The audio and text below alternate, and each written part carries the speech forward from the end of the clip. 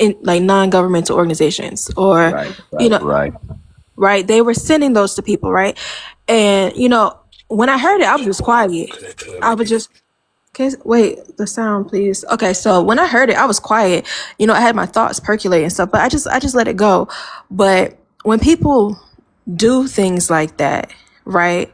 When they decide that they want to take official action against so-called FBAs, when FBAs are a minority group, it's either they don't care about the 40 plus million African Americans, right? Or they they just outright don't care, or they're just indifferent. Like they're just not considering us at all, because it just sounds really strange, especially when I think about, for instance, the doula on the continent, right? Like they have been active for a while now, right? And they are more organized, in my view. Maybe I disagree, but they appear to be more organized for the worse than FBAs. And who is reporting them to the African Union or to CARICOM or something like that? You get what I'm saying? It's like there's a certain, I'm not saying that they should or shouldn't be reported, but I just noticed that there's a difference in how the two groups are perceived, or how African Americans, not African Americans, but like FBAs, reactionary African, even if they don't think they are, reactionary people from the States, how they are perceived and how they're handled it seems to me to be different from how reactionary groups within the greater African community are handled. And part of that I understand is because, with the doula, for better or worse, that's their country, right? So reporting them to the African Union would do what? Like their country, their government already knows what they're doing. They're in there doing things, right? But when it comes to African Americans, when it comes to FBA specifically, right?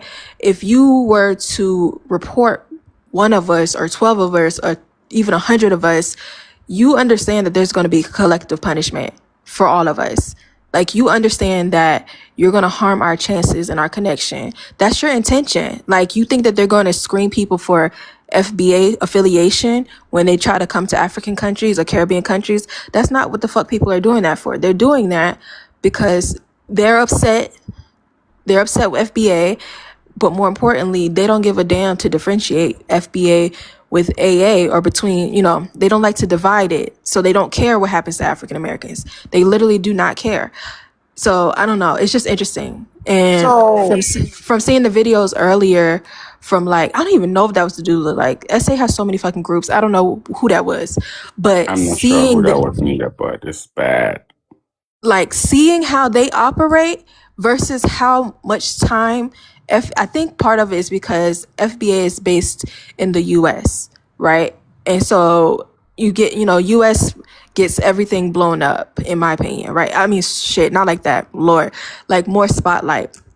But like whatever's going on, whatever those groups are in SA, man, like it's not no 14 people, it's not no 100 people. I don't know. It's like it looked like hundreds of people. Like they are coordinated and they going around doing shit that at this point FBA hasn't done, but they're allowed unchecked and they are coordinating.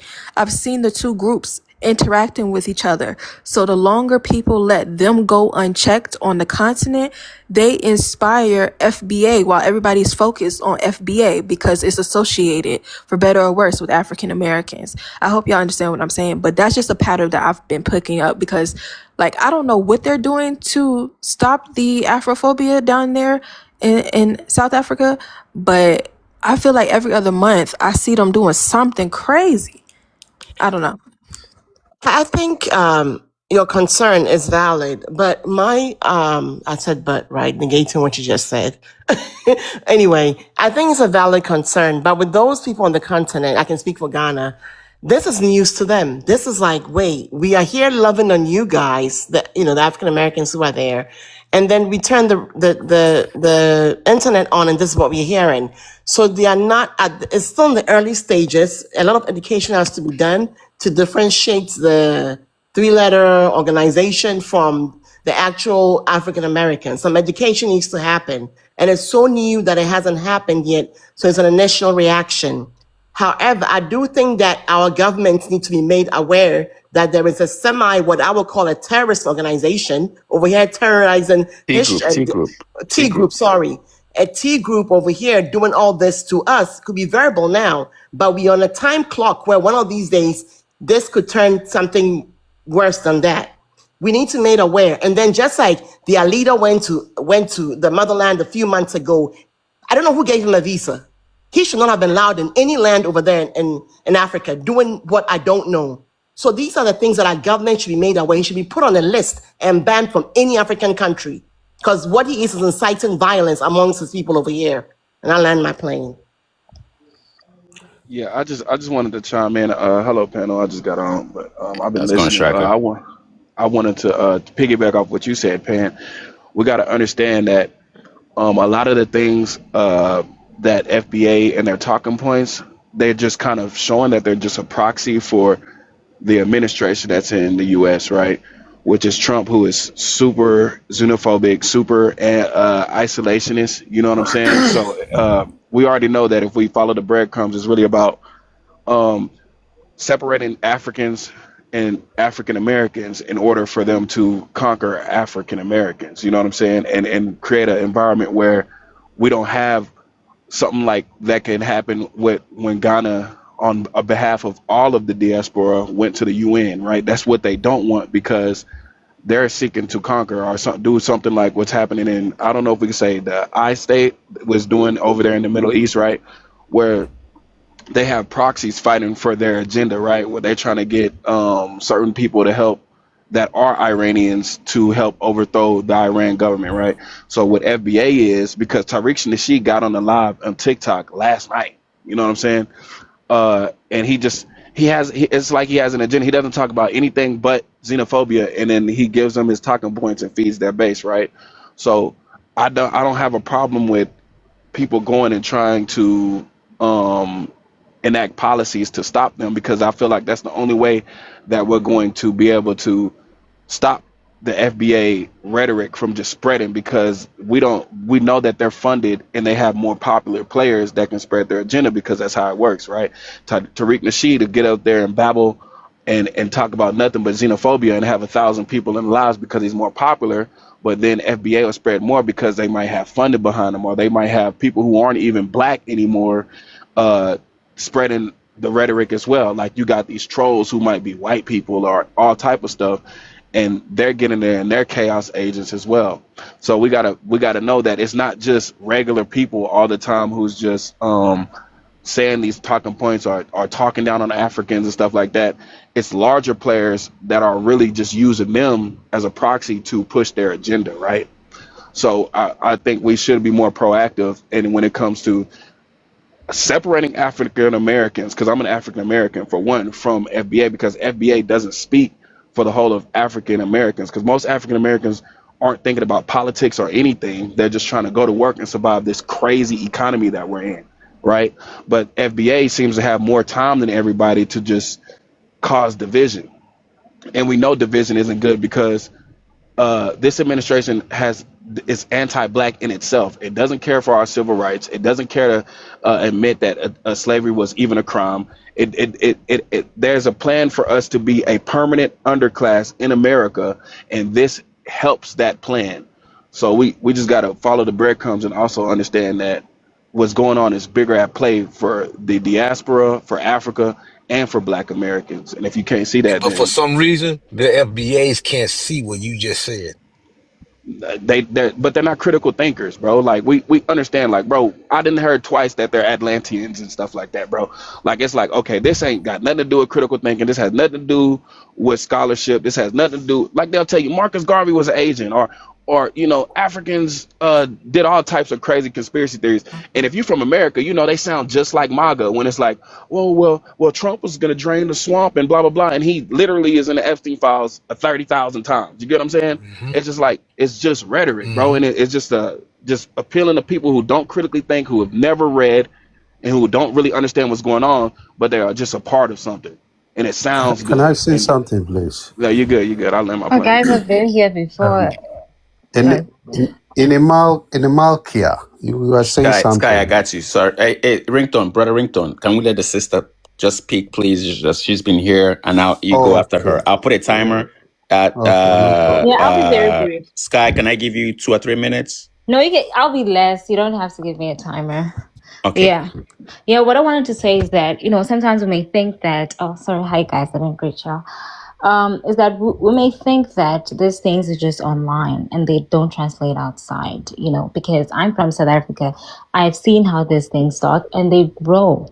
And they do affect people on the ground. So I do know exactly about the operation to do with what's currently happening in the Eastern Cape, started happening in KZN. These things can get violent very quickly. And I remember when I was on another live, I was shocked to see that this FBA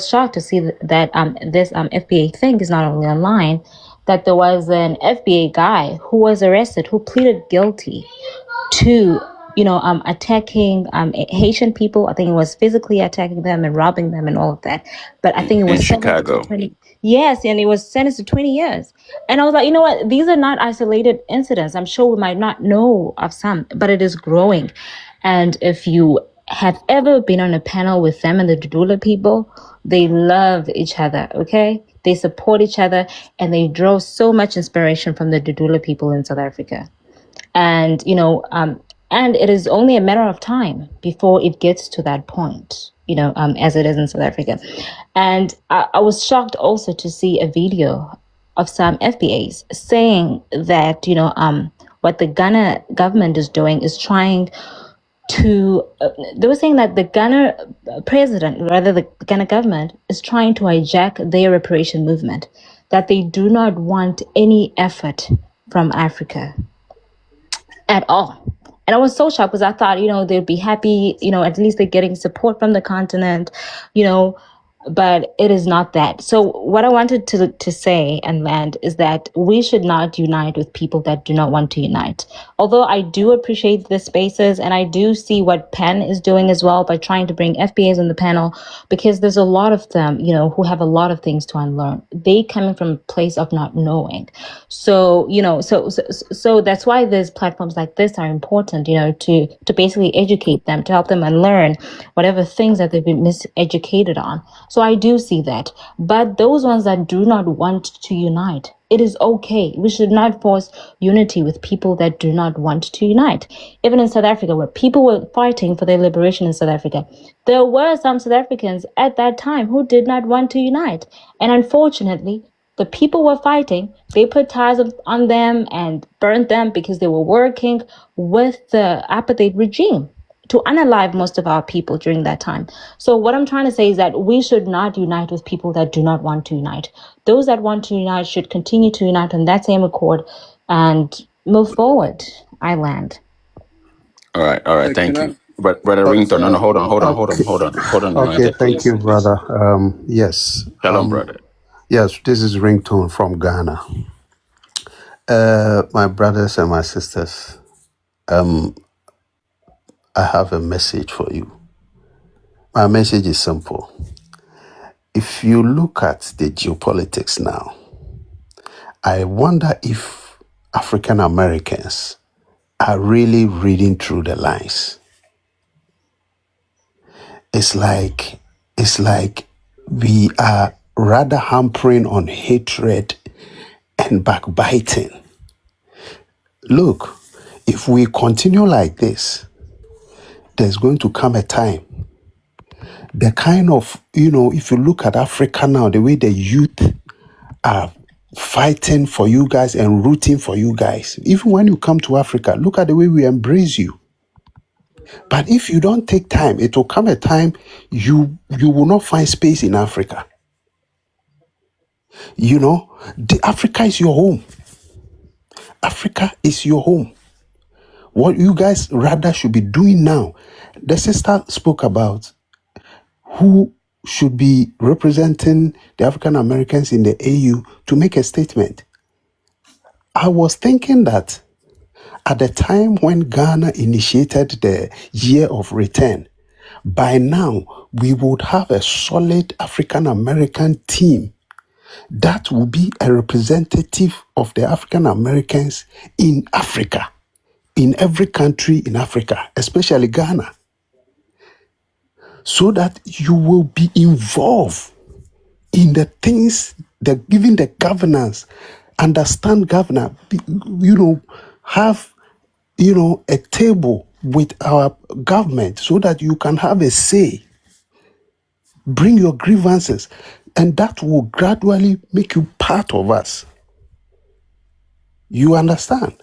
And by so doing, by now, after the fight that Kwame Nkrumah fought, and don't forget, the fight Kwame Nkrumah fought, all the ideologies that he got, and even the funding that he got it from African Americans. Marcus Garvey. You understand? So for today, Mahama, the president of Ghana, to come and make this statement, it is not out of place. He is continuing where Kwame Nkrumah left off. So you should see this one as a time for you guys to mobilize yourself, come together. Instead of backbiting, mobilize yourself, come together, come together and form a group that you can be represented even in the affairs in the country, in Africa, especially in Ghana, so that you can also have a say. This UN thing that was done by Mahama, we should have had the African American representative going along with them. People that really matter, people that you people have elected. You should have organizations. You should come together. By so doing, you will be gradually setting yourself up in Africa. You never know. You understand? You never know, because you guys think that America is now thriving, so you have a better life there, but you don't know what's going to happen tomorrow. Okay, so you should have the plan B, and this is an opportunity for you. As for you guys, you always know that you have a home somewhere, so that one alone is a plus.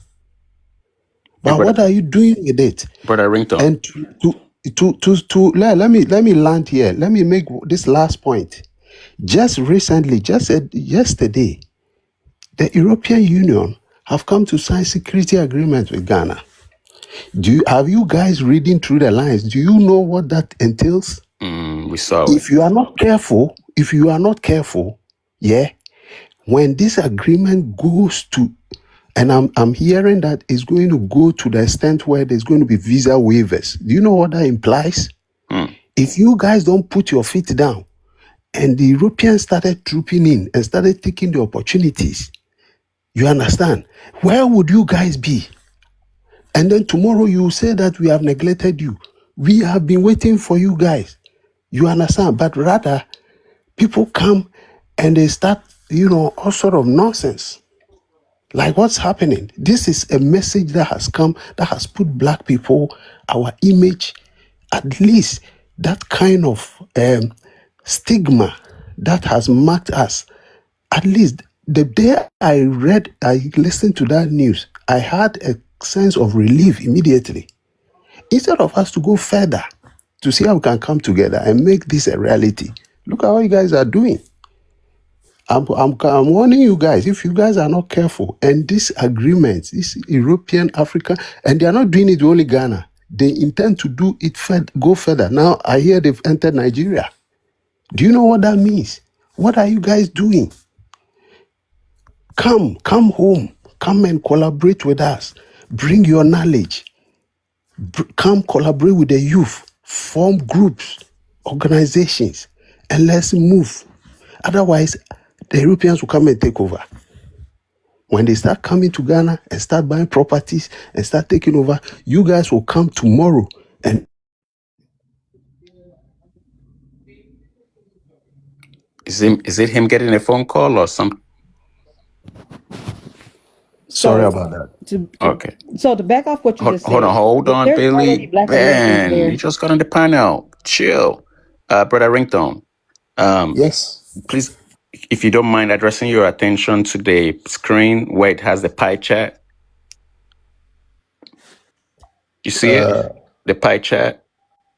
It has this one is in blue and one is in green. Okay. Okay, so the AAs in that pie chart represents African Americans in blue, and then Okay. the green represents FBA, which stands for Foundational Black Americans. In the African American community today, there's a minority group emerging. That minority group emerging from the African American whole community is represented in the green. I'm not sure how big they are. They might be smaller than that pie in the green. They might be smaller. They are the ones that were out there when your president was addressing the public, and they were issuing racial slurs at your president and disrespecting him. Those are the people that we are having issues with. The African Americans as a whole don't have issues with Africans. You can, if you're in Ghana, or if you've been to Ghana lately, you will notice that African Americans are actually moving to Ghana on a high scale. But these small subsets, they call themselves FBAs, and they don't even want to put Africa in their name anymore. They removed Africa, they replace it with Black, so they want to call themselves Foundational Black Americans. They don't want nothing to do with Africa no more. Bro, I know these people. Oh, But you know them. why I didn't So mention their name? okay, You know why okay. in my submission I didn't mention their name? Because look, I have come to realize that look, in life, you don't give reverence to unnecessary things. So that's why I even didn't mention their name. That's why if you realize the point I was making, now African Americans are coming, fine. But it's being too individualistic. Let's take this thing a step further. Look, the celebrities have come, they've gone. I'm not seeing anything. The kind of move that I want to see impacted, that's not what I'm seeing. Now, that's what I'm telling you, that this European African Security Pact that is being signed, I'm just afraid that the opportunities that should be there for our brothers and sisters in the diaspora to come and grab, Right. it So, might go to these people. Brother, what is the hold on. what is Ghana doing for the Black American? So Brother Ringtone, so the problem now is that maybe not your country, not your current president, because he seems to be a Pan-African. Maybe let's say Tinubu in Nigeria, Paul in Cameroon, let's see, the Ivory Coast president, the Benin president.